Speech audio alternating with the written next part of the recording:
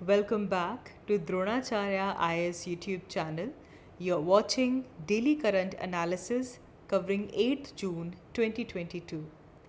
इस video lecture में हम आज के इम्पॉर्टेंट करंट अफेयर्स कवर करेंगे. We'll talk about India Qatar Business Forum, followed by State of Environment Report 2022. Then we'll talk about exercise Sampriti X. Then there's a program which is launched, Leaders in Climate Change Management Program. We'll learn about it, followed by Agni 4 missile. So let's begin with it. तो चलिए शुरुआत करते हैं. हमारा पहला news article India Qatar business forum. This is important from GS paper 2 point of view. India and foreign relations point of view से काफ़ी important है. Recently, Vice President of India has highlighted the strength of India-Qatar ties, and Vice President called for building an enabling environment and forging more collaborations for mutual benefit. तो ये जो vice president ने जो India और Qatar ties को highlight किया है, that becomes important. हम इस आर्टिकल में इंडिया और कतर टाइज को समझेंगे. And also we'll talk about India-Qatar Business Forum. So if we talk about India-Qatar Business Forum, so this was, jointly organized by FICCI, CII, ASSO, CHAM, along with Qatar Chamber of Commerce and Industry. यहाँ पे basically India और Qatar के जो leading businessman हैं, they participated in this. इस firm के through कुछ new opportunities in terms of trade and investment जो हैं वो यहाँ से निकल के आएंगी for both the side, India as well as Qatar. तो as the name suggest, this is a business forum. So यहाँ पे इंडिया और कतर के जो लीडर्स थे, उन्होंने बायलैटरल टाइज जो दोनों कंट्रीज़ के बीच में हैं उन्हें यहाँ पे रिव्यू किया. Trade, investment, economics, security cooperation, इन सभी पैरामीटर्स को यहाँ पे डिस्कस किया गया. एंड इसी दौरान vice president of India launched India Qatar startup bridge. So ये जो इंडिया कतर स्टार्टअप ब्रिज है, ये बेसिकली एक जॉइंट इनिशिएटिव है इंडिया और कतर के बीच में, basically to startup an ecosystem जहाँ पे दोनों ही कंट्रीज़ एक दूसरे की इकोनॉमीज़ को हेल्प कर सकें, दोनों को बूस्ट कर सकें. So as the name suggest, India Qatar startup bridge, to startup the ecosystem. दोनों कंट्रीज़ का जो स्टार्टअप इकोसिस्टम है उनको आपस में लिंक करना. ऑल्सो इंडिया की अगर हम बात करें, so we are working on improving our ease of business, and इसको भी यहाँ पे पॉइंट आउट किया गया कि किस तरह इंडिया अपना जो ईज़ ऑफ बिजनेस नॉर्म्स हैं उनको भी इम्प्रूव कर रहा है. नाउ इंडिया और जो कतर की कोऑपरेशन की अगर हम बात करें तो ये मल्टीफेसेड है. डिफरेंट सेक्टर्स में हमारी कोऑपरेशन है, and it is steadily growing in an excellent framework also. हमारे कतर के साथ हिस्टोरिकल क्लोज टाइज हैं. There is always a regular and substantive engagement with India and Qatar, and this also include the highest levels of both the governments. There are large, diverse and accomplished and highly regarded Indian community which is who are making an important contribution to Qatar's progress also. तो Indian diaspora का role भी यहाँ पे आपको दिख रहा है. And basically it helps to nurture the bond of the deeply rooted friendship between India and Qatar, and जिसके चलते इंडिया और कतर का जो कॉपरेशन है, it has a multi facet dimensions. जैसे कि अगर हम यहाँ पे कमर्शियल और इन्वेस्टमेंट रिलेशंस की बात करें, so India and Qatar they have touched a new milestone of $15 billion in last year 2021 and 2022. Also, there has been a steady increase in number of registered Indian businesses in Qatar, and that have even crossed 15,000 mark. And यहाँ पे अगर हम Qatar का FDI देखें जो India में आता है, that is in excess of $450 million, and that is a great potential for to increase these investments also. If we talk about export, Qatar's key export to India basically includes LNG, LPG, chemicals, petrochemicals, plastics and aluminium articles. Whereas if we talk about the India's key export to Qatar, तो यहाँ पे cereals, copper articles, iron steel articles, vegetables, fruit, spices, processed food products, electrical, machinery, plastic products, काफ़ी कुछ including construction material, textile and garments, chemicals, precious stones and rubber. All of these are key exports to Qatar that India does. तो here you can see कि किस तरह का commercial और investment relation India और Qatar के बीच में है. इसके अलावा अगर हम कोविड कोऑपरेशन की बात करें, so there was a Qatar fund for development, that was sent COVID medical relief material to India to combat the second wave of COVID-19. And basically this was sent by a special, Amiri Air Force plane also. तो एक special Qatar fund for development भेजा गया था. Also, Qatar Airways transported medical aid, from all across the globe to India free of charge. Now, then if we talk about defense, so defense cooperation is an important pillar if we talk about the bilateral agenda of India and Qatar. India, Qatar को training slots offer करता है in our defense institutions to the number of partner countries, जिसमें Qatar भी एक है. Along with this, India regularly participates in the biannual Doha International Maritime Defence Exhibition and Conference, DIMDEX, Doha International Maritime Defence Exhibition and Conference, जो कि biannually Qatar में होती है. इसमें इंडिया रेगुलरली पार्टिसिपेट करता है. Along with that, Indian naval and coast guard ships, they regularly visit Qatar as part of the bilateral cooperation and interaction. Also, अगर हम India Qatar defence corporation agreement की बात करें, so that was also sign during prime minister's visit to Qatar in 2008. तो you can clearly see कि defence corporation भी एक बहुत इंपॉर्टेंट पिलर है इंडिया और कतर के बीच में. देन कल्चरल रिलेशंस की अगर हम बात करें, इंडिया और कतर के बीच के जो कल्चरल टाइज हैं, they are very deeply rooted and they are actively nurtured by both the sides. There are regular exchanges between both the sides. यहाँ पे हमारे पास there's an agreement on cultural cooperation which is signed between the two sides in 2012. And also Qatar, Qataris, they admire India's cultural diversity as well. And also if we talk about Indian community, so we have over 700,000 Indian nationals who are residing in Qatar. And they basically comprise the largest expatriate community in Qatar. And as we said कि वो different spectrum of professions में engaged हैं, medicine, engineering, education, finance, banking, business, media, apart from a large number of blue collared workers as well. तो India Qatar bilateral relations basically important हो जाते थे from India Qatar business forum. तो इस news article के through हमने एक idea लिया है ब्रीफली इंडिया और कतर के जो बायलेटरल रिलेशंस हैं वो हमने यहाँ पे डिस्कस किए हैं. आगे बढ़ते हैं. हमारा next article GS paper 3 point of view से इम्पॉर्टेंट है. It is about state of environment report 2022. So state of environment report which is published by N environmental NGO, centre for science and environment, CSE. And according to this report, 75% of river monitoring stations report heavy metal pollution. तो ये एक काफ़ी बड़ी alarming bell है कि 75% of our river monitoring stations they report की जो reverse हैं उनमें हेवी मेटल पोल्यूशन आ चुका है. Now before discussing the report in detail, एक तो आपको ये पता होना चाहिए कि ये पब्लिश किसने किया है. So this is published by environmental NGO, not by the ministry of environment, centre for science and environment. देखो ये छोटे छोटे पॉइंट्स हैं जो कि आपको प्रीलिम्स पॉइंट ऑफ व्यू से याद रखने हैं.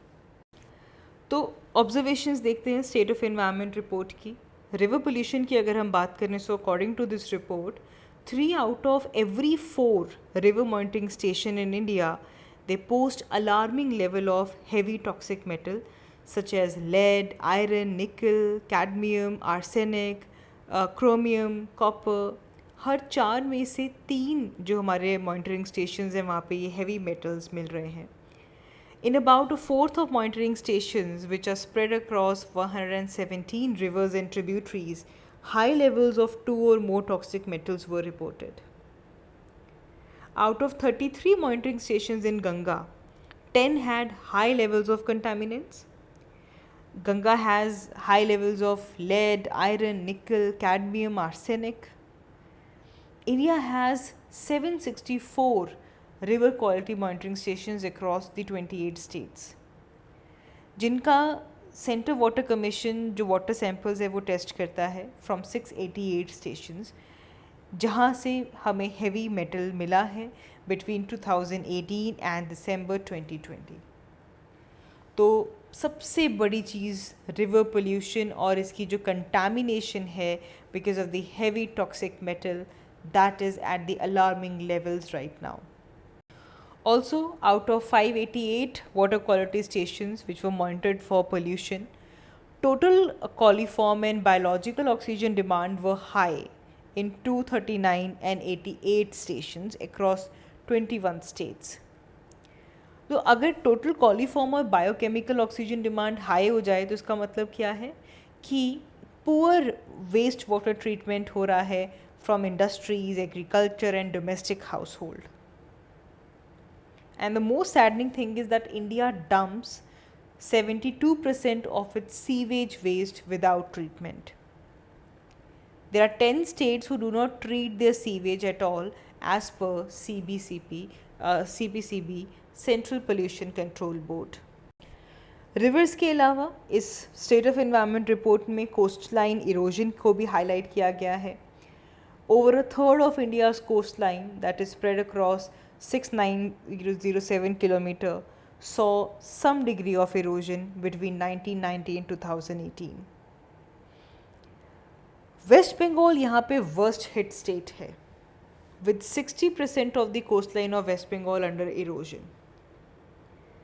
There are 25 glacial lakes and water bodies in India, China and Nepal, and that has recorded 40% rise in their water since 2009. तो इसका मतलब जो ये 5 इंडियन स्टेट्स हैं, 2 UTs, they are under grave threat of this. Glacier lakes melt हो रही हैं. Also अगर हम ग्लोबल एवरेज लेकर चलें of ocean health index, so the measures that look at how sustainably humans are exploiting ocean resources, so that has improved between 2012 and 2021. But India's score has declined. Globally जो average है वो improve हुई है, लेकिन इस time phrase में 2012 से लेकर 2021 तक इंडिया का जो परफॉर्मेंस है वो डिक्लाइन हुआ है in the ocean health index. Then the another important highlight of this report is about forest cover. India का जो फॉरेस्ट कवर है that has shown a increase of 0.5% between 2017 and 2021. Mostly जो increase देखने के लिए मिला है that is in the open forest category, जिसमें कमर्शियल प्लांटेशंस इंक्लूड होते हैं, and this has happen at the cost of moderately dense forest.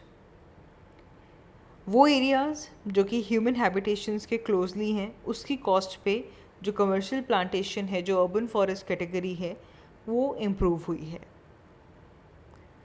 At the same time जो वेरी डेंस फॉरेस्ट हैं जो कि मैक्सिमम कार्बन डाइऑक्साइड एब्जॉर्ब करते हैं, they only occupy 3% of the total forest cover. India has a forest cover of 77.53 million hectares, but recorded forest, basically the area under the forest department with forest cover, it is only 51.66 million. तो ये जो gap है of 25.87 million hectares का, this is bigger than the size of Uttar Pradesh, and that remains unaccounted. आगे बढ़ते हैं. हमारा next news article defence point of view से इम्पॉर्टेंट है. इट इज़ अबाउट एक्सरसाइज संप्रति एक्स.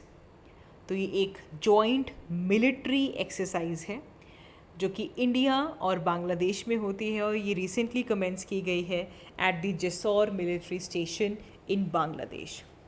तो पहली चीज़ तो अपने याद रखना, संप्रति इंडिया और बांग्लादेश के बीच की एक्सरसाइज है. और कौन सी है? It is basically military exercise.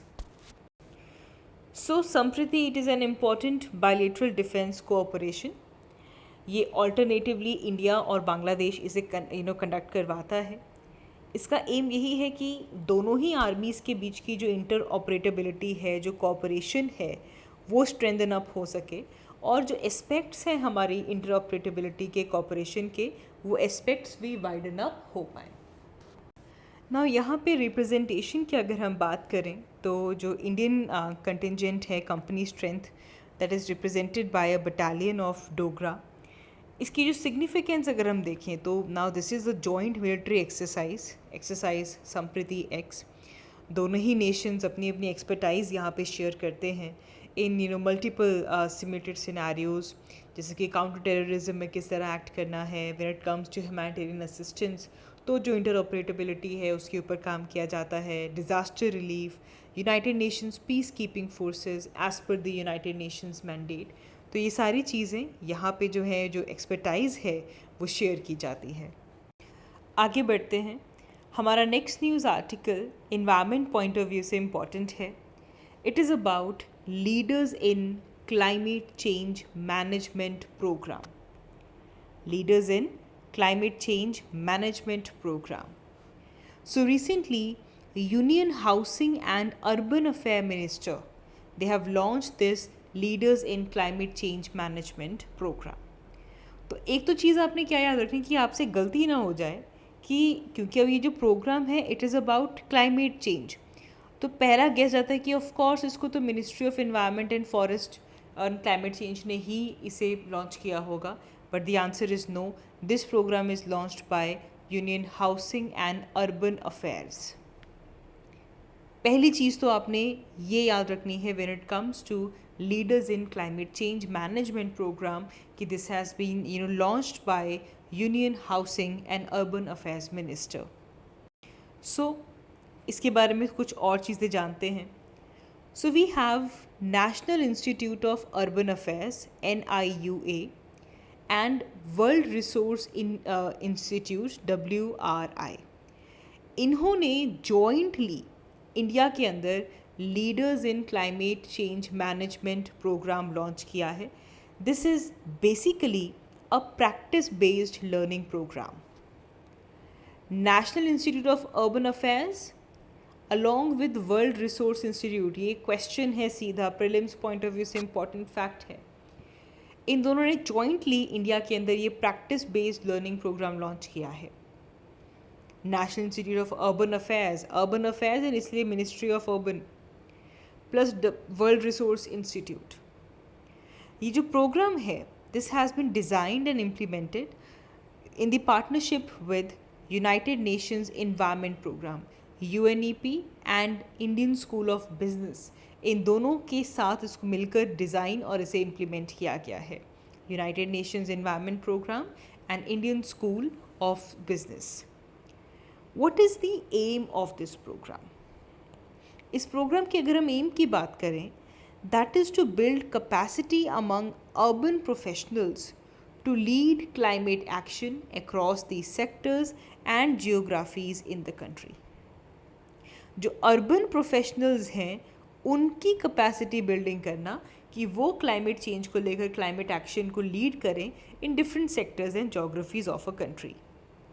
And in this respect we need to build among 5,000 urban leaders in climate change, adaptation and mitigation by 2027। तो ये जो लीडर्स जो बनाने हैं क्लाइमेट चेंज मैनेजमेंट के 5,000 अर्बन लीडर्स बनाने हैं by 2027 and therefore we are saying that this is the practice based learning programme जो कि National Institute of Urban Affairs और वर्ल्ड रिसोर्स इंस्टीट्यूट ने मिलकर इसे अनाउंस किया है। 2027 तक 5,000 अर्बन लीडर्स को की कैपेसिटी बिल्ड करनी होगी। ऑल्सो ये जो प्रोग्राम है इसे 4 फेजेस में किया जाएगा। जो फर्स्ट फेज़ है वो ऑनलाइन लर्निंग मॉड्यूल के ऊपर बेस्ड होगा, जो कि कुछ 8 वीक्स तक ये जो मॉड्यूल है ये कंप्लीट हो जाएगा। The next phase will include face to face sessions जो कि 4 to 6 डेज तक चलेंगे। जो थर्ड फेज़ है इसके अंदर जो पार्टिसिपेंट्स हैं they will have to complete their project over 6 to 8 months and they will be attending the exposure visits also. And lastly, this will include networking and establishing the community of practice. So phases के अंदर इस programme को achieve किया जाएगा। Ultimately, we should know the significance of this. So this basically includes mid to junior level government officials, the frontline workers, and they will be preparing them to champion climate change adaptation and mitigation solution. Government official junior level, mid to junior level, frontline workers जो हैं इनको train किया जाएगा, उनको climate change की adaptation और mitigation solutions ढूंढने में चैम्पियंस बनाया जाएगा. And ultimately that will lead towards a coordinated effort to achieve India's climate commitment. It is also marked the achievements of Ministry of Housing and Urban Affairs towards India's urban climate goals. Urban areas के अंदर urban हमारे जो climate goals हैं वहाँ पे ministry of housing and urban affairs का जो role है, जो अचीवमेंट्स हैं, ये प्रोग्राम उसे भी मार्क करता है. So it is basically a learning programme for urban practitioners who are looking to upskill and prepare them to deliver effective climate change. आगे बढ़ते हैं. हमारा next news article defence point of view से important है. It is about Agni 4 missile. So recently, India has successfully carried out a night launch of the nuclear-capable Agni 4 ballistic missile. Agni 4 ballistic missile का night launch किया गया है and that has been successful. And ये जो launch किया गया है, it is done from APJ Abdul Kalam Island in Odisha. So ये जो सक्सेसफुल टेस्ट अग्नि 4 बैलिस्टिक मिसाइल का रहा है, this basically reaffirms India's policy of having credible minimum deterrence capability. ये याद रखेंगे, क्रेडिबल मिनिमम डिटरेंस कैपेबिलिटी.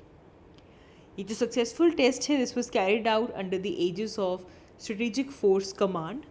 जो स्ट्रेटेजिक फोर्स कमांड है, it was operationally responsible for all India's nuclear assets. तो बेसिकली अब यहाँ से हमारे एग्ज़ामिनेशन पॉइंट ऑफ व्यू से अग्नि 4 मिसाइल इम्पॉर्टेंट हो जाती है. इसके बारे में कुछ बेसिक फीचर्स हैं जो आपको पता होने चाहिए. सबसे पहले याद रखिएगा कि Agni 4 is surface to surface missile. ये सरफेस टू सरफेस मिसाइल है. आग जिस तरह जैसे घास है, सरफेस टू सरफेस ही जाएगी, similarly surface to surface is Agni 4 missile. And इसकी जो कैपेसिटी है, जो रेंज है, that is of 4000 kilometre strike range. And basically this is a 2 stage missile. अग्नि 4 मिसाइल की बात अगर करें तो खुद ये 20 मीटर्स लॉन्ग है and it weighs around 17 tonnes. It is equipped with modern and compact avionics to provide high level of reliability. This is basically an intermediate range ballistic missile जिसकी रेंज 4000 किलोमीटर्स तक है. And this is of course developed by DRDO, defence research and development organisation ने इसे develop किया है. Features अगर हम देखें तो ये एवियोनिक्स की वजह से स्टेट ऑफ आर्ट इसमें प्रेजेंट है. 5th generation on board computer और डिस्ट्रीब्यूटेड आर्किटेक्चर इसमें प्रेजेंट है. It has all the latest features to correct and guide itself for the in flight disturbances. एक बार जब फ्लाइट शुरू हो गई आपकी मिसाइल की, तो इसके अंदर लेटेस्ट फीचर ये है कि ये अपने आप को करेक्ट कर सकता है और आप इसको दोबारा गाइड भी कर सकते हैं. Also the most accurate ring laser gyro based inertia navigation system, याद रखिएगा, ring laser gyro based inertia navigation system which is supported by a highly reliable redundant micro navigation system. ये दोनों इंश्योर करते हैं कि जो व्हीकल है this will reach the target with in 2 digits of accuracy.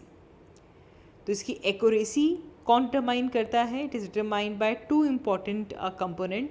One is ring laser gyro based inertial navigation system plus micro navigation system. इनको मिलाकर हमारे पास एक एक्यूरेसी अचीव की जाती है. So these are some of the important features of Agni 4 missile. Surface to surface है, intermediate range है, 4000 kilometre तक जा सकता है. It can correct itself avionics का इस्तेमाल है, latest state of art avionics present हैं। रिन्स और MINGS की वजह से व्हीकल जो है वो अपनी 2 डिजिट एक्यूरेसी अचीव करता है। So that is all for this video. Thank you so much for watching.